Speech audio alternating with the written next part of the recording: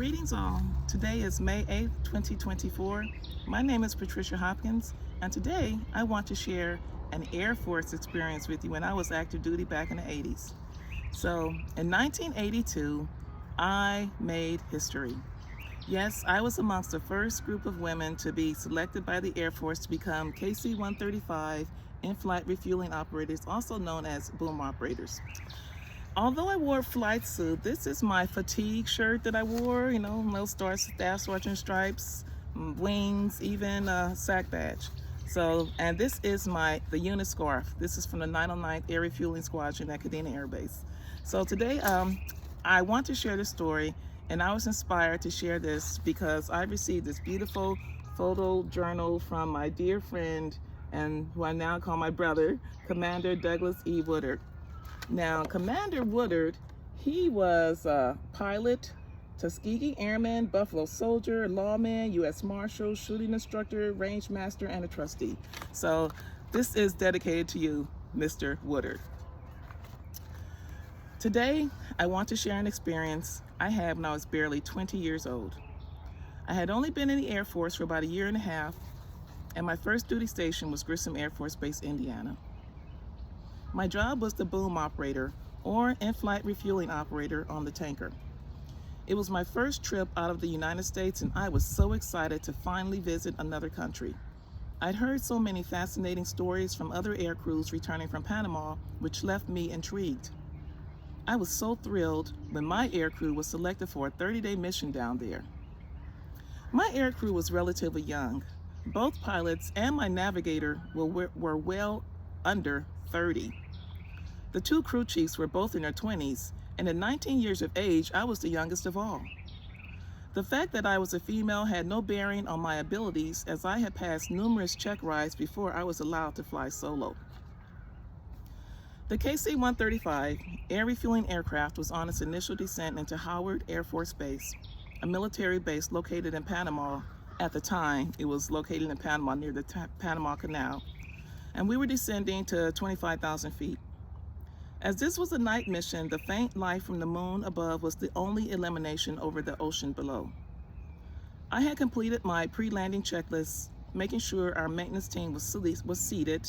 Then I returned to the cockpit and buckled up in the jump seat. It was the movable chair behind both pilots in the middle, so I could get a better seat. I can get a better view of the landing. The darkness was almost absolute as we descended beneath the cloud layer. The terrain was unlike any I'd seen in the States. A mountainous terrain covered by dense jungle did not reveal any indication of human life below. There were no towns outlined by that faint glow of fluorescent streetlights that one usually sees during a night flight. Only the red and white lights of the runway in the distance broke up a darkness I'd never seen before.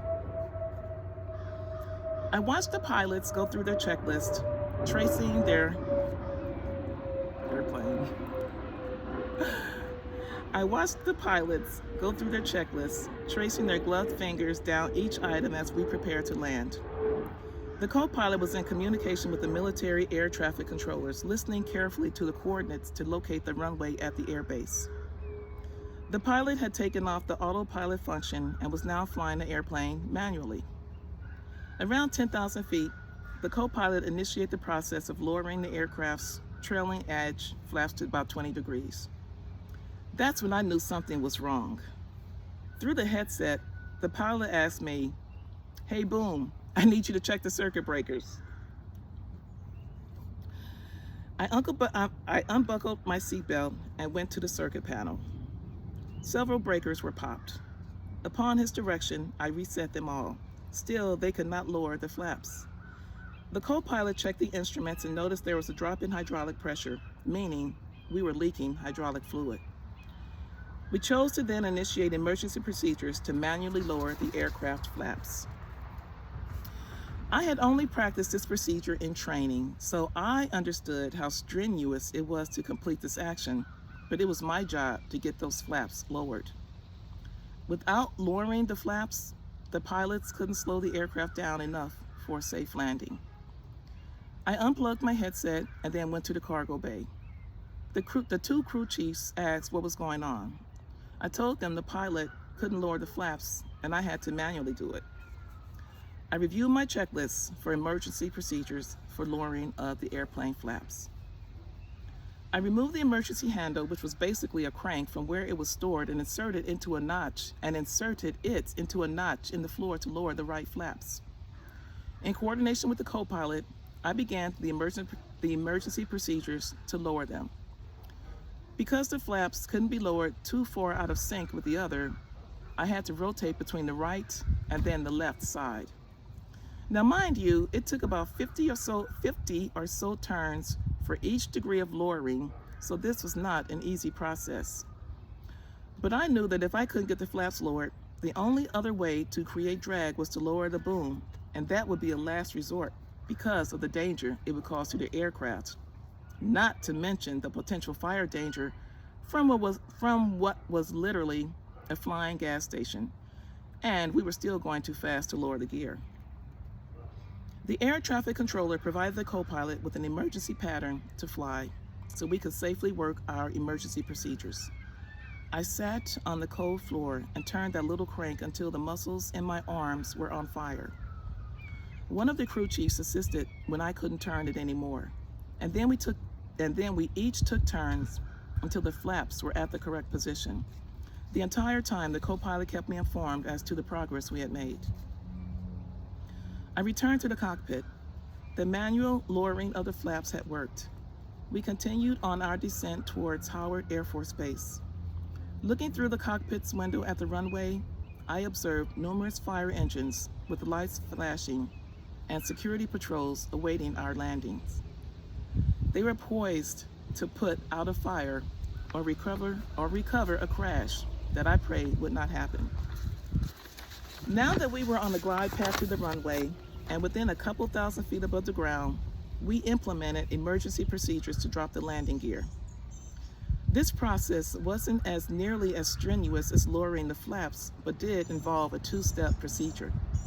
I made my way back to the cargo compartment and located the opening in the floor where the lever to release the gear doors was located. I pulled the lever, opening the doors. I felt the drag created by the doors opening. The plane slowed more. The familiar loud noise of the heavy wheels, gravity dropping, and the co-pilot announcing that the gear was locked resulted in an immediate relief. Once again, I made my way back to the cockpit. The last step in the procedure was to lower the nose gear. This was a bit more difficult because the method required upper body strength. I inserted the 3-foot steel bar into a notch and then pulled back until the gear was securely locked down. After we were clear to land, this time I took my proper seat, which was outfitted with a safety shoulder harness.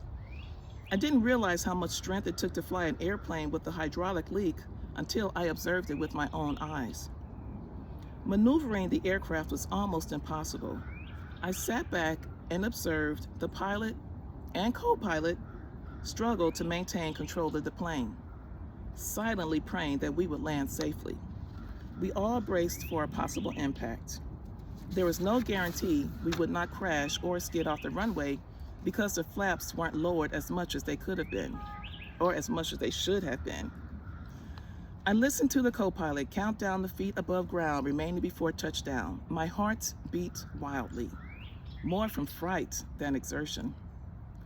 We were still flying faster than we should have been. There was no room for error. If we didn't land right the first time, there wasn't time to do a go-around, reversing the emergency procedures of raising the flaps and the gear. It was a hard landing. We bounced slightly when the main gear made contact with the runway's hard surface, but thankfully, we remained on the ground. Through the cockpit's window, I saw the fire trucks move into action and follow our progress as we barreled forward. The pilot skillfully lowered the front until the nose gear also made contact, but we were still moving fast. The end of the runway was rapidly approaching. There was nothing but jungle at the edge. The co-pilot used the remaining hydraulics to initiate the air brakes, and both pilots pushed their yokes fully forward to keep the airplane on the ground and on the runway. I watched as the pilot practically stand in his seat, pressing down the pedals to control the plane and bring it to a safe stop. The flashing red lights on either side of the aircraft might have been a distraction to some pilots, but my pilot was only focused on landing the aircraft in one piece. My relief was brief as we rolled to a stop, but the emergency was not over. The ground crew had spotted smoke coming from underneath the plane, relaying that to us over the radio. While the pilots were safely shutting down the engines, I moved into action and opened the quick access door. I made sure the crew chiefs were out of the plane first, and then we all quickly ran away from the smoking plane. Turns out, we had hot brakes due to the extreme landing conditions. Only when we were safely off the airplane did I relax. On the crew bus to our quarters, we replayed the incident step by step and each added what we could have done differently. Turns out, we all performed expertly and did everything right. When I finally made it to my room in the wee hours of the morning, I realized that the only time I was really afraid was when I saw the fire trucks. Realizing the night could have turned out so differently and instead ended in tragedy. The thought of dying in a fiery crash made me pause. I couldn't do that to my parents. I thought about quitting, but after a long talk with my navigator, he convinced me to stick it out. He convinced me to stick with it, not to give up. I was the best boom he'd ever flown with, and it would be a shame for me to give up something I was so good at. And that's the end of that short essay. I just wanted to relay that to you all. It was a great memory. I had a wonderful time when I was in the Air Force. I often remark that the Air Force spoiled me for any other job that I would have. So I hope you all enjoyed that reading. Please continue to follow me on my website at www.patriciarhopkins.com and follow me on Instagram at @PatriciaRHopkins. Thank you, and you all have a wonderful, peaceful day.